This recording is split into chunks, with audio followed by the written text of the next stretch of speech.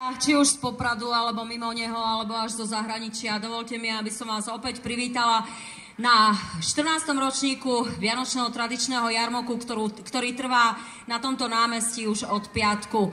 Môžete obdivovať prácu i krásu výrobkov v 160 stánkoch.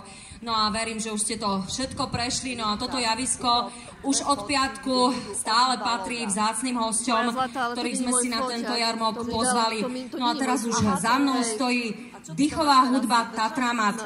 Milí priatelia, môžem o nich prezradiť, že je to najhoršia.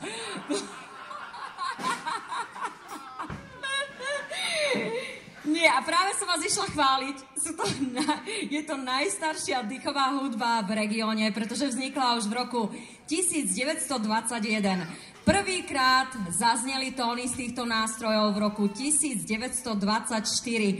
No a ja mám k ním taký osobitý vzťah, pretože práve aj vďaka ním je Štedrý deň pre mňa vždy veľmi nádherným vlastne dňom i večerom, pretože títo muži sa každý rok už x rokov obetujú, nie sú na Štedrý deň so svojimi rodinami, hlavne večer, ale chodia po rôznych častiach mesta a hrajú tú najkrajšiu vianočnú pieseň, akou je Tichá noc, Svätá noc.